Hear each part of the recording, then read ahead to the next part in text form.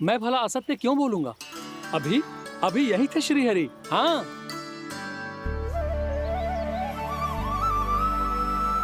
हाँ, जैसे श्री हरि को तो कोई कार्य है ही ना। वो तो आतुर होके बैठे रहते हैं, कब तुम हरि हरि बुलाओ और वो दौड़े चले आए। भगवान तो भक्तों के पास आने के लिए सदैव आतुर रहते हैं। बल्कि सत्य तो यह है कि भक्तों के मन में ही निवास करते हैं भगवान। भगवान तो भक्त के पास आने के लिए सदैव ही आतुर रहते हैं शंकरी मौसी। बल्कि सच्ची बात तो ये है कि भगवान हमारे मन में ही निवास करते हैं। कम से कम तू तो इसे बढ़ावा मत दे जशोदा। जब देखो जब हरि नाम की रट लगाए रहते है। हरि बोलते बोलते ऐसो बावलो होता है कि सारा कार्य भूल जाता है। 2 दिन से अपनी मटकी के लिए चक्कर काट रही हूँ। अभी तो एक चक्कर और लगाना होगा आपको। आपकी मटकी तैयार हो गई है, अभी लाता हूँ।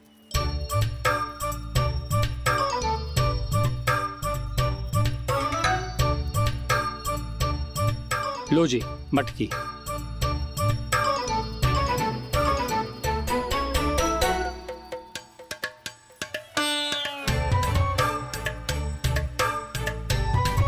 इस कच्चे मटके का क्या करूं मैं? हाँ? पर इसे तो मैंने भट्टी में पकाया था। अब तू ही देख ले कितना ध्यान रहता है इस कार्य पे।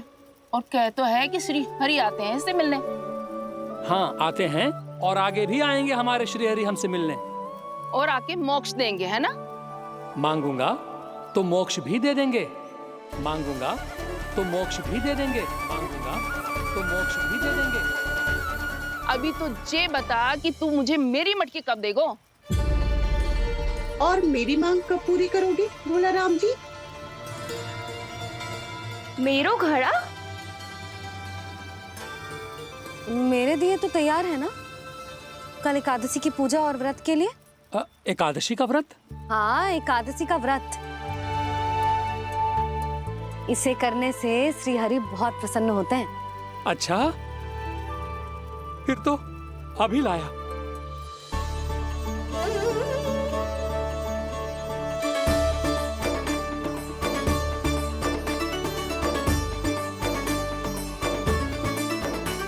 लो जी आपके दिए।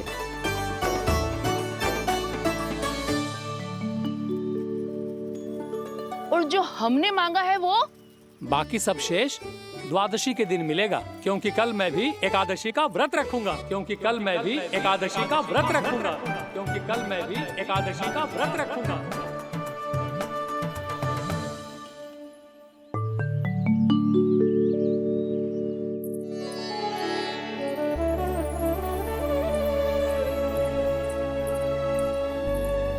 जानकी, फूलों का प्रबंध हुआ कि ना? हाँ भाभी, जे रहे। सदैव विलंब कराती है। पर भाभी इस बार तो फूल समय से ही लाई थी। क्या हुआ जशोदा? अभी तो पूजा की तैयारी ना हुई? देखो ना मौसी, ये जानकी ना कुछ छूट ही जाता है इसके कारण। एकादशी की पूजा और व्रत आते ही जसोदा भाभी इतनी वग्र हो जाती है। ऐसो क्या होगा इस पूजा में?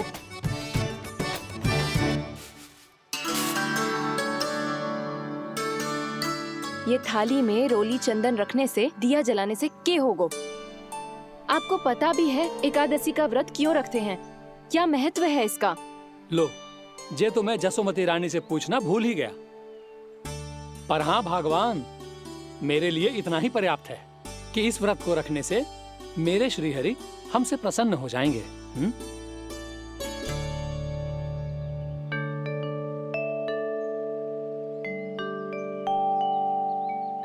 नारायण ही जाने ऐसे कैसे पूजा करते हैं जे श्री हरि की एक मूर्ति तक ना है इनके पास।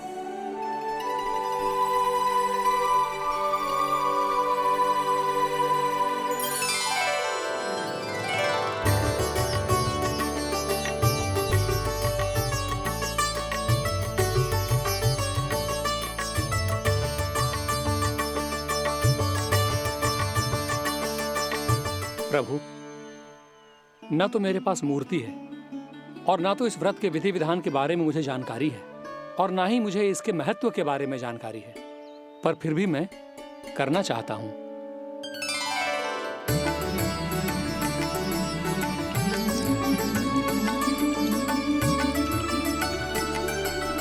इसीलिए मैं दृढ़ संकल्प लेता हूं, पूरी निष्ठा के साथ, श्रद्धा के साथ और पूरी आस्था के साथ मैं इस व्रत को संपन्न करूंगा।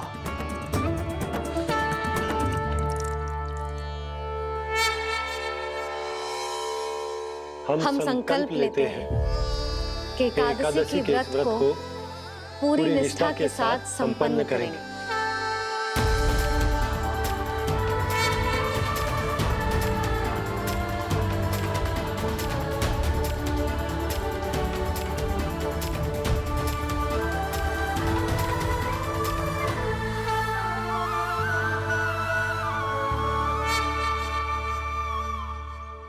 तुलसी जी के पत्ते तो हैं ही ना। श्री नारायण को तुलसी जी के पत्ते के बिना भोग ना चढ़तो है। जानकी, तुलसी के पत्ते कहाँ हैं? भाभी, मैं तो कब से यही पूछना चाह रही थी कि तुलसी के पत्ते लाऊं क्या, पर आप तो व्यस्त थी ना। तुझे कितनी बार समझाओ है ना, यदि तेरे कछु करने से किसी और की कोई हानि ना हो रही हो या किसी के अच्छे कार्य में सहायता हो रही हो तो मुझसे आज्ञा लेने की आवश्यकता ना है। समझ गई भाभी, आगे से जाना उनको। ले अभी लेकर आती हूँ।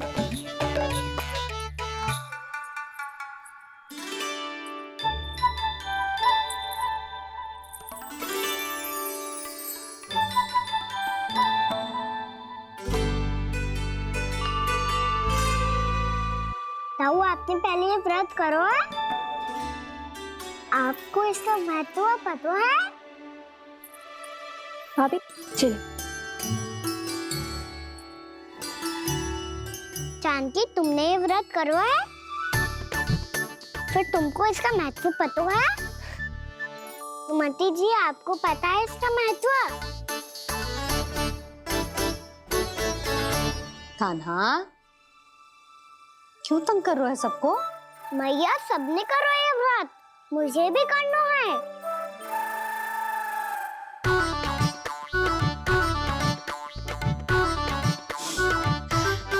ये व्रत केवल बड़ों के लिए होती है लल्ला। जब आप ये व्रत कर सकती हो, बाबा कर सकते हैं, ये सारी गोपियां कर सकते हैं, वो भी कर सकते हैं, तो मैं क्यों ना कर सकता? क्योंकि तू कल तक भूखा ना रह पाएगो लल्ला। जब भक्त रह सकते हैं, फिर मैं क्यों नहीं रह सकता? मेरा अर्थ है कि नारायण के भक्त मैया, मैया मान जाओ ना, मुझे करने दो ना ये व्रत। अपनी लल्ला पे आप विश्वास ना है आपको? विश्वास है। अच्छा ठीक है, तू भी कर ले।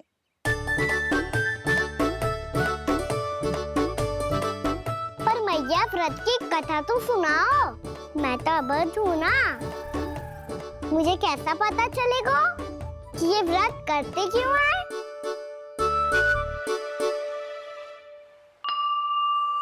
प्रभु, मुझ अबोध को कैसे पता चलेगा कि इस व्रत का क्या विधि विधान होता है और क्यों रखा जाता है और इसका महत्व क्या होता है? मुझे तो आप ही बता सकते हैं प्रभु। जब व्रत कर रहे हैं तब उसका महत्व भी पता होना चाहिए ना।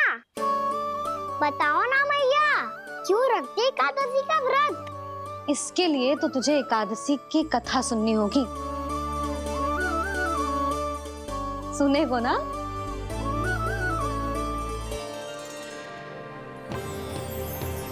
वसुदेव सुतं देवं कंसचाणूरमर्दनम् श्रीहरि, यशोदा परमानंदम्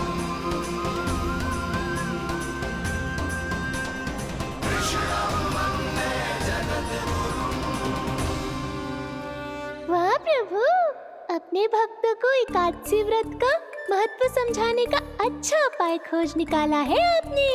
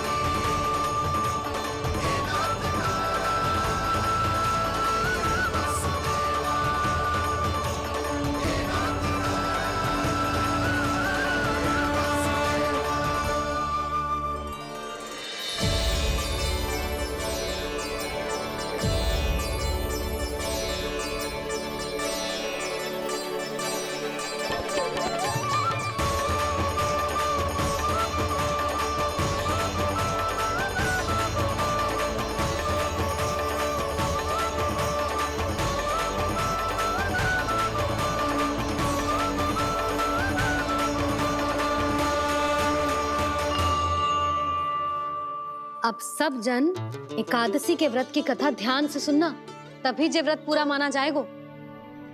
समझो लल्ला?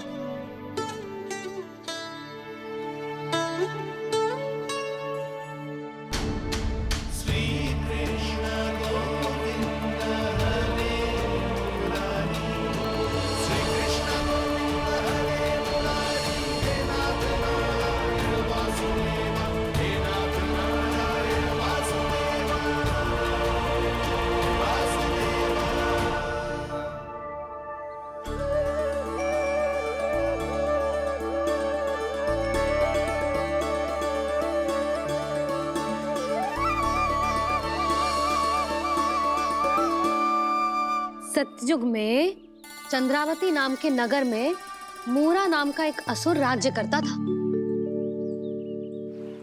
ओम ब्रह्मदेवाय नमः। ओम ब्रह्मदेवाय नमः।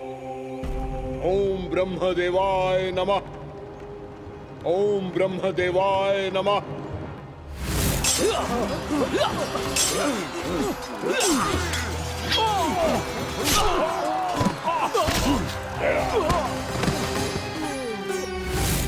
ओम ब्रह्मदेवाय नमः। ओम ब्रह्मदेवाय नमः। जब उसने देवताओं के हाथों असुरों की पराजय देखी, तब वो वरदान पाने के उद्देश्य से ब्रह्मा जी की तपस्या करने चला गया।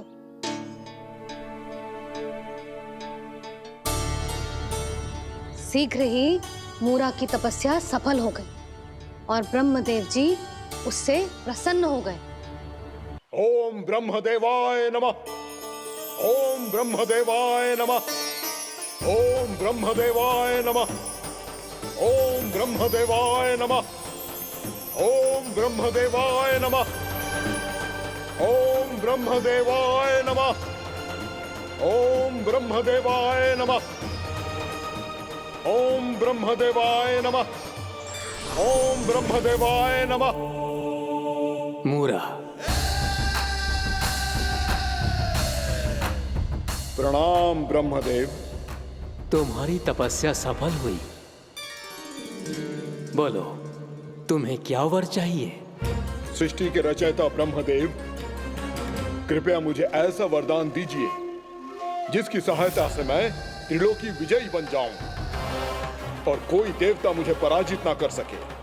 यहाँ तक कि देवताओं के रक्षक, सृष्टि के संचालक भगवान श्री विष्णु के लिए भी मैं अपराजय रहूं।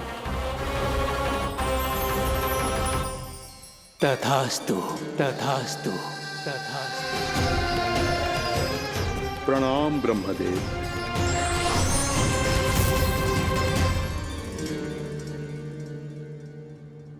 ऐसा वरदान पाकर मूरा बहुत अभिमानी होगा। यक्षों, किन्नरों, यहाँ तक कि देवताओं को भी युद्ध के लिए ललकारने लगो, पर किसी ने भी उसकी ललकार को स्वीकार ना करो, क्योंकि सभी उसकी शक्ति से बहुत भयभीत थे और उसके सामने युद्ध किए बिना ही अपनी पराजय स्वीकार करने लगे और फिर दंभ में आके उसने स्वर्ग लोक पर भी आक्रमण कर दिया और देवराज इंद्र तक को चुनौती दे डाली।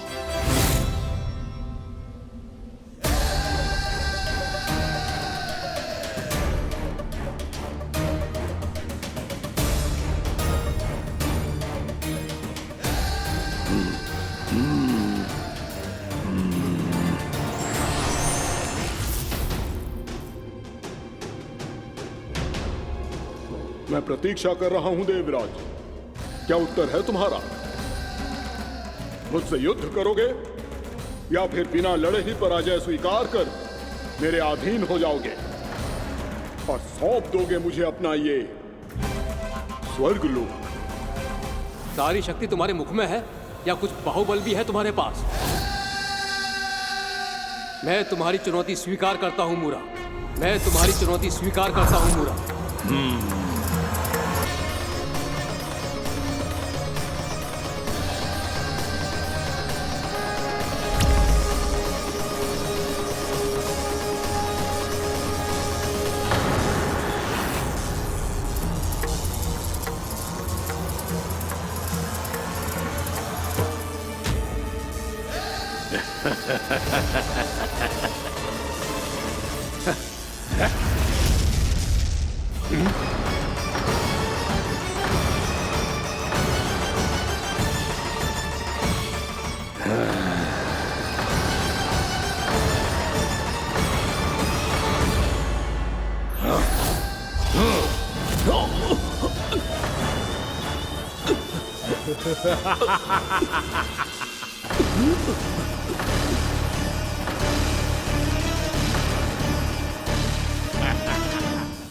खैरिए देवगण, असुरराज मुरा को ब्रह्मदेव का आशीर्वाद प्राप्त है।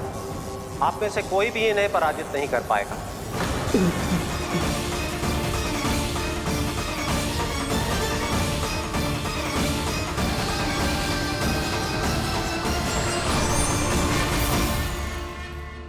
एक अवसर और देता हूं देवराज, युद्ध या अधीनता, क्या उत्तर है तुम्हारा देवराज?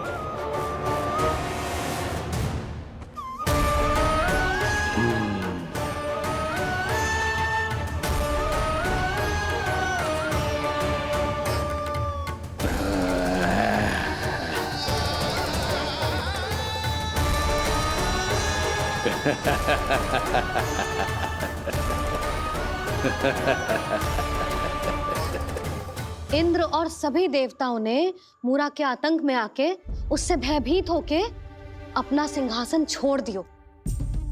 अब मूरा स्वर्ग का अधिपति बन गयो और शीघ्र ही उसने अन्य सभी असुरों को स्वर्ग में निवास करने के लिए आमंत्रित कर दियो। और इस प्रकार से वो धीरे धीरे तीनों लोकों का सम्राट बन गयो। उसे किसी ने रोका नहीं मैया? ना लल्ला, इतना साहस किसी में था ही ना। और फिर जे निश्चित करने के लिए कि भविष्य में किसी और असुर की मृत्यु ना हो, वो यमराज पे भी विजय प्राप्त करने के लिए यमलोक की ओर प्रस्थान कर दियो। वो तो अपने आप को और सभी असुरों को अमर बनाना चाहता था। पर देवता और यमराज भी उसकी ये योजना समझ गए थे। इसीलिए उसके आने से पहले ही सारे देवताओं ने श्री नारायण से सहायता के लिए गुहार लगाई। अब केवल आप ही कुछ कर सकते हैं प्रभु। अभी तो मूरा केवल त्रिलोक का स्वामी है, और यदि उसने यमलोक भी जीत लिया तो वो जीवन को ही नियंत्रित नहीं करेगा प्रभु, वो मृत्यु का भी स्वामी हो जाएगा। ऐसे में पहले सृष्टि का संतुलन तो नष्ट होगा प्रभु, और फिर स्वयं सृष्टि ही नष्ट हो जाएगी। ऐसा नहीं होगा यमदेव, नियति ऐसा होने ही नहीं देगी। विधि रचेगी खेल और मैं बनूंगा माध्यम। असुर राज मुरा का सामना मैं करूंगा। बस आप मुझे चुनौती देने के लिए उसे तैयार कर लीजिए, चाहे उसके लिए आपको साम दाम दंड भेद कोई भी उपाय क्यों ना अपनाना पड़े।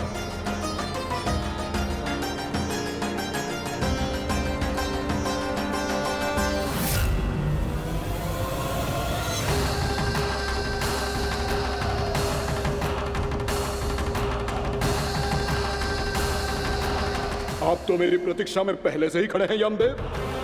तब तो आपने मेरी चुनौती के बारे में भी सुना ही होगा। कहिए, क्या उत्तर है आपका? मेरा स्वागत करके अपना राज्य त्यागेंगे या मेरा सामना करके अपने प्राण? असुर राज मुरा का सामना मैं करूंगा। बस आप मुझे चुनौती देने के लिए उसे तैयार कर लीजिए, चाहे उसके लिए आपको साम दाम दंड भेद कोई भी उपाय क्यों ना अपनाना पड़े।